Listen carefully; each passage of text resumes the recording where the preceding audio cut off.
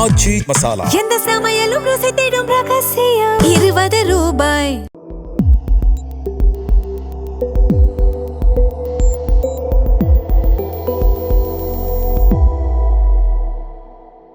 தமிழ் தளம் நேயர்களுக்கு வணக்கம். நம்மோடு உரையாட அரசியல் திறனாய்வாளர் திரு ரவீந்திர துரைசாமி அவர்கள் இணைந்திருக்காங்க. அவங்க பேசலாம். வணக்கம் சார்.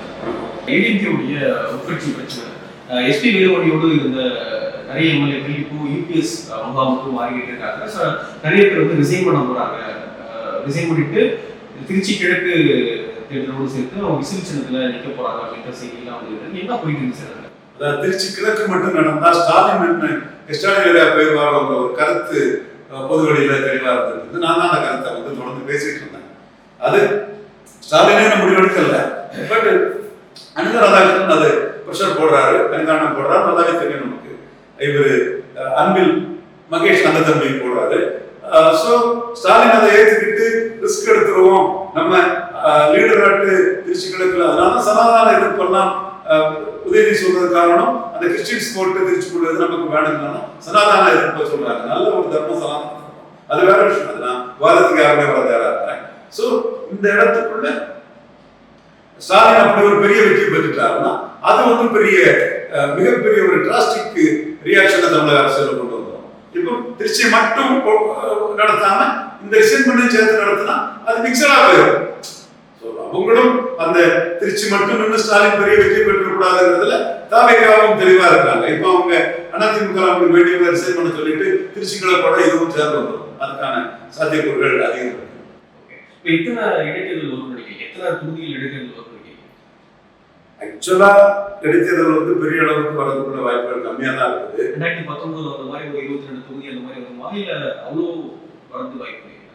ஏன்னா 25 எம்எல்ஏக்கள் வந்து ஏடிஎம்கே வந்தாங்க. எத்தனை வாரங்கள்னா மந்திரி பதவி இல்லை, ஆனா இப்ப வாரியம் கொடுப்போம்னு சொல்லுவாங்க. இப்ப கூப்பா கிருஷ்ணனுக்கு ஒரு வாரியம் கொடுத்துருக்காங்கல்ல, அது வந்து கட்சிக்காரர் தான். அவங்களும் கட்சிக்காரர் ஆயிருப்பாங்கல்ல.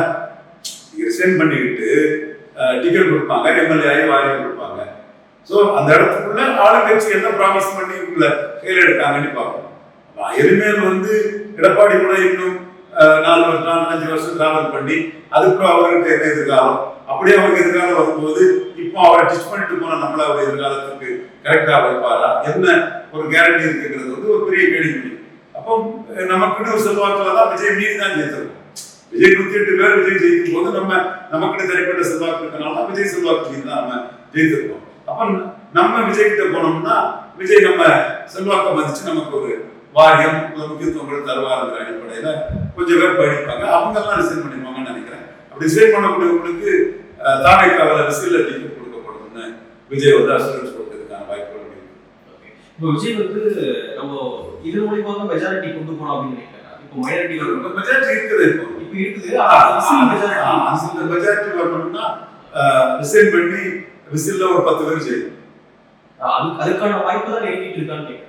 அது 10 பேர் ஜெயித்தா வந்துடும். 10 பேர் ரிசைன் பண்ணணும், அது ஜெயித்தா வரும். அப்பொழுதும் ஒரு கூட்டணி கட்சியில இதுதான் அப்ரோச் பண்ணுவாங்க. இல்ல அப்ரோச் பண்ண அவசியம் இல்ல. அப்ரோச் பண்ணுவாங்க மாறிடும். அப்ப அப்ரோச் பண்ண அவசியம் இல்ல. மாறாது அவருக்கு முடியுது. அப்ரோச் பண்ண வேண்டிய அவசியம் இல்ல. இப்போ இவங்க தேவையில தான் அவருக்கு கவர்மெண்ட் இருக்குது. 108 தான் விட்டு. அப்போ 10 பேர் ரிசைன் பண்ணி ஜெயிச்சாலும் இவருக்கு 100 பேருக்கு வந்துருக்காங்க. இப்போ அதிமுகவுடைய ஃபியூச்சர் இல்லை சார். அவங்க வந்து 2 தரப்பா புரிஞ்சிருக்காங்க. சீஷனும் பேட்டியை கொடுக்கறது இல்லை. வேலுமணி அவர் தான் கொடுத்துட்டு இருக்காரு. வேலுமணி அவருமே வந்து பொதுக்குழு கூட்டுங்க, நம்ம அங்க முடிவு பண்ணுவோம் அப்படின்றத சொல்றாரு. ஒரே பிரச்சனையாக போயிட்டு இருக்கு, அணி மாறிட்டு இருக்காங்க.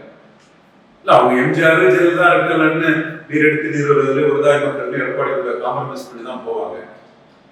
அப்படி காம்ப்ரமைஸ் பண்ணி போறதுல எளிமையில் எடப்பாடி நம்மளை மதிக்க மாட்டாருன்னு நினைக்கக்கூடிய ஆட்கள் விசில்ல பை டிக்கெட் வாங்கிட்டு ரிசைன் பண்ணிட்டு விசில்ல டிக்கெட் வாங்க வாய்ப்பு இருக்கு. ஸோ 2 வாய்ப்பு தான் அவங்களுக்கு.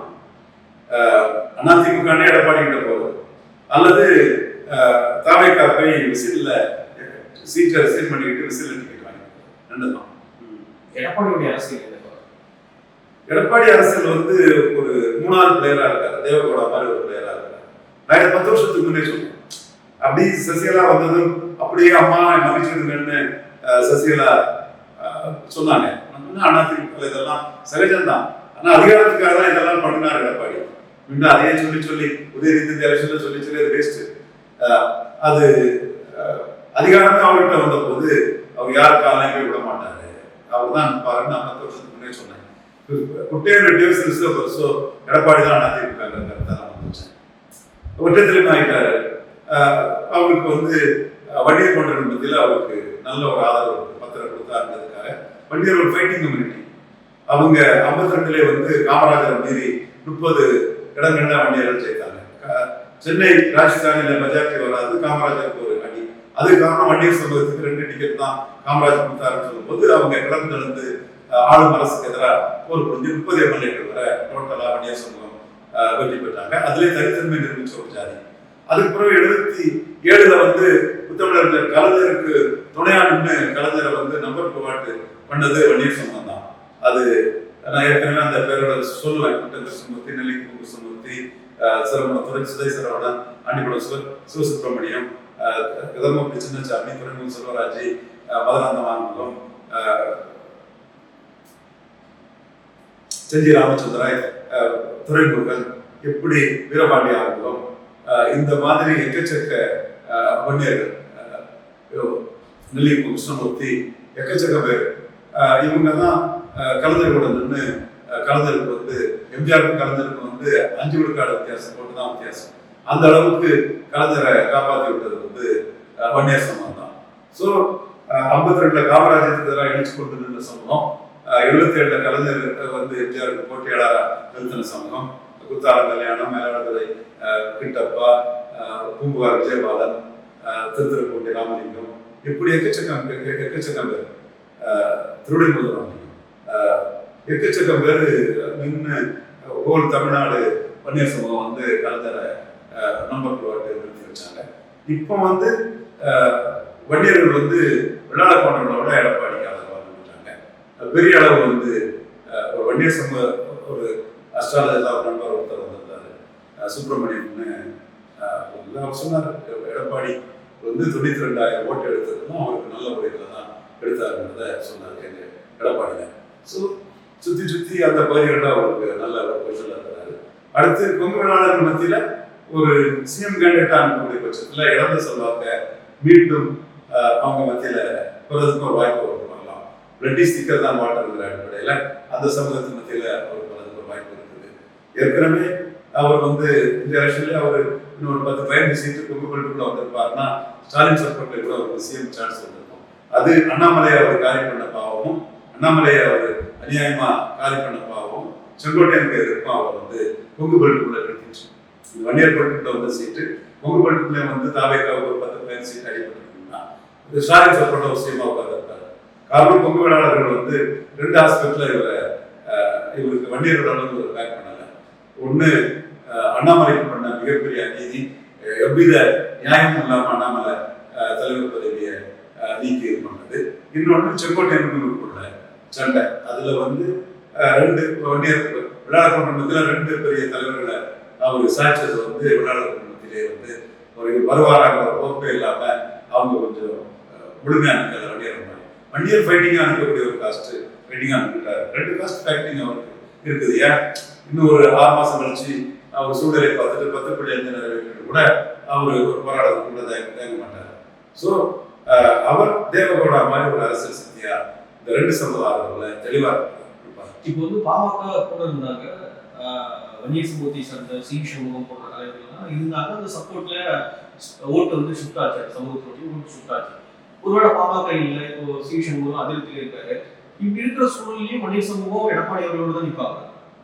வன்னியர் சமூகம் 2024 எடப்பாடி நான் ஒருத்தன் தான் அதை சொன்னேன்.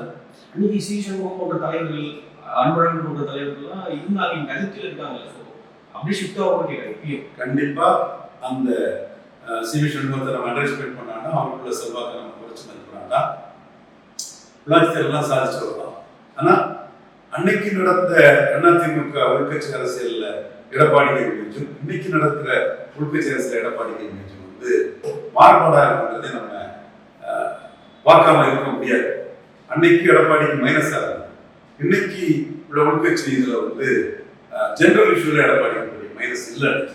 ஏன்னா இவங்க எல்லாருமே ஓபிஎஸ் இரட்டை தலைமைன்னு சொல்லும் போது ஒற்றை தலைமை ஆக்குறதுக்கு தங்களோட ஸ்ட்ரென்த் எல்லாம் எடப்பாடி கொடுத்து அது இப்போ நீக்கப்பட்டிருக்கிறவங்களா பார்க்க முடியுது. ஸோ அந்த இடத்துக்குள்ள நம்ம பார்க்கணும்னா அன்புமணிக்கு டிசிஷன் என்னன்னு பார்க்கணும். அன்புமணிக்கு டிசிஷன் ஒரு வைட்டல் தான். அன்புமணி இருந்தனால தான் அவருக்கு சீட் கன்வெர்ட் ஆச்சு. ஸோ அன்புமணியும் விஜய்க்கு 2 சட்ட ஒழுங்கு மகளிர் பாதுகாப்பு இந்த 2மே சரியில்லைன்னு எல்லாரும் சொல்றாங்க. அன்புமணி சொன்னார் தெரியல, பிரபலதா சொல்றாங்க. அந்த 2ஐயும் பாராட்டிக்கிட்டு அவருக்கு இஷ்யூவான 10.5க்கான ஜாதி வாரியான எடுக்க முன்னெடுத்தார். ஸோ அந்த இடம் எடப்பாடியும் அன்புமணியும் சேர்ந்து நின்னாங்கன்னா இன்னைக்கும் படத்தமிழத்தில் அது பெரிய பெரிய பவர்ஃபுல் ஃபோர்ஸ் தான். அது விஜய் ஆட்சிக்கு வந்த பிறகு அது ஒரு பெரிய லெவலாக தான் படத்தமிழத்தில் நிற்கும் நான் பார்க்குறேன். இது எடப்பாடி பழனிசாமிக்கு மற்ற பகுதிகளில் ஒரு செலவு தான் பிரச்சனை. குறிப்பாக நாடார் பகுதிகளில் நாங்கள் 24 நெல்லை தூத்துக்குடி கன்னியாகுமரியில் சொல்லி தான் டெபாசிட் செய்தோம். 26 எதிராக தான் பண்ணோம். இப்போ அவர் 29 முன்னெடுத்து பாஜகவுக்கு தான் எடப்பாடி தேர்தல் லெவலில் பண்றாரு. இது தேவையா? அண்ணாமலை நீக்கிக்கிட்டு இவ்வளவு பெருதாவும் பாஜகவுக்கு தேவையா? எவ்வளவு தவறு பண்ணிட்டீங்க. அண்ணாமலை நீக்கிறதுக்கு காரணமானவங்க எல்லாம் மோடி அப்படியே ரிமைண்ட் பண்ணி பார்க்கணும். நயவஞ்சக நடிகர் பாஜக நலன்ல அக்கறம் இல்லாம சுயநலமா கட்சி எவ்வளவு மோசமா அண்ணாமலை நீக்கிக்கிட்டு பண்ணிட்டாங்க. நம்ம இன்னும் பார்க்கணும். நாளைக்கு இருந்து நம்ம தவறுகளை நம்ம ரெப்ரசென்ட் பண்ண வேண்டியது இருக்கு. யார் யார் எப்படி பண்ணா எந்தெந்த அளவுக்கு கட்சியை எப்படி சொல்லி பதிச்சுட்டா அண்ணாமலை இதுல இருக்கிறத நாம சொல்லி ஆகணும். எனவே நம்ம எடப்பாடிக்கு வண்டியர்பேட்டிலையும் நல்ல செல்வாக்கு இருக்கு. கொங்குபேட்டில செல்வாக்கு அவருக்கு ஸ்ட்ராட்டஜியில ஏற்றி கொண்டு வரதுக்குள்ள வாய்ப்புகளும் இருக்குது. மற்ற பகுதிகளில் நாம மன்னார் நாவிதர் புயவர் புயர் கொண்டர் வேண்டூர் கொண்டர் ஊராளி கொண்டர் தொட்டிய நாயக்கர் மருத்துவர் மங்களா முக்குவர் பரதவர் பரதராஜ நகர் அன்னிமண்டார் ஜங்கம் போன்ற சம்பவங்களுக்கெல்லாம் இவர் பண்ண துரோகம் தான் நாம வெளிப்படுத்தணும். அது நாம இவருக்கு எதிராக வெளிப்படுத்தினது விஜய்க்கு ஒரு ஆதரவு அளித்தாங்க. சிம்மான குழுன்னு எதிர்பார்த்தோம், அது விஜய்க்கு கொடுத்துருக்குறதும் உண்மை. இவருடைய அரசியல் நபர்கள் வன்னியர்களும் வெள்ளாளர்களையும் மையமாக வச்சுருக்காங்க நான் பார்க்குறேன். பட் அவர் பொதுத்தளத்தில் எம்ஜிஆர் தேர்தல் அந்த பொதுத்தளத்தை பேன் தமிழ்நாடு எடுத்து முயற்சி பண்ணுவாரு. பட் இந்த 2 சம்பவங்கள் தான் அவருக்கு பேக்கிங்காக ஆனா இவரோட அதிமுக திமுக எதிர்ப்பு அரசியல் தான் பண்ணிட்டு இருந்தாங்க. இப்பொழுது திமுக எதிர்ப்பு அரசியல அவரால் பண்ண முடியாது. எதுக்கு திமுக எதிர்ப்பு அரசியல்? இப்ப என்ன அரசியல் அவர் தான் கையெழுத்துவாங்க. டிவிகே எதிர்ப்பு அரசியல் தான் பண்ணுவாங்க. ஆனா இவ்வளவு நாள் அந்த தொண்டர்கள் டிஎம்கே எதிர்ப்பு அரசியல் தானே. திமுகவே ஸ்டாலினே தோத்து போனாரு. திமுகவே தோத்து போச்சு. நீங்களும் தோத்து போனீங்க. இன்னொருத்தர் ஆட்சி அதிகாரத்தில் உட்கார்றாரு. எங்க பிஜேபி ஆட்சிக்கு வந்த போறதானே எல்லாரும் பிஜேபி எதிர்ப்பு அரசியல் பண்ணீங்க. அதுக்கு முன்னாடி காங்கிரஸும் முலாயம் சிங் யாதவ் தானே அரசியல் பண்ணாங்க. முலாயம் சிங் யாதவ் ஆண்டி காங்கிரஸ் தானே பண்ணாரு. ஸோ பிஜேபி வந்த போறதானே எஸ்பியும் காங்கிரஸும் சேர்ந்து பிஜேபி எதிர்ப்பு அரசியல் பண்றாங்க. யார் நம்பர் 1 இருக்காங்களோ அவங்களுக்கு எதிராக தானே அரசியல் பண்ண முடியும். அது நம்பர் 2 இருக்கிறவங்க வந்துடக்கூடாதுன்னு அரசியல் பண்ணணும். நம்பர் 1 இருக்கிறவரை வீழ்த்தி நாம வரணும்னு அரசியல் பண்ணணும். இப்போ உண்மையான நிலைமை இன்னும் ஒரு தேர்தல் வச்சு முடிவு பண்ண முடியாது. உண்மையான நடந்த தேர்தல் வச்சு பார்த்தா Vijay number 1, number 2 Stalin, number 3 Edappadi. இதுல நம்பர் 3 நம்பர் 2 சண்டை போட்டு இருக்குன்னா இருந்தா நம்பர் 1 காயா ஃப்ரீயாலாம் இருப்பாரு. அப்போ விஜய் வீழ்த்திட்டு தானே ஆட்சிக்கு வர முடியும். அந்த அரசியல் தானே ஸ்டாலின் பண்ண முடியும், எடப்பாடி பண்ண முடியும். சேர்ந்து பண்றாங்களா தனிச்சு பண்றாங்களாங்கிறது தேர்தல் சந்தர்ப்பம் சூழ்நிலையை பொறுத்து அது இருக்கும். அவ்வளவுதான்.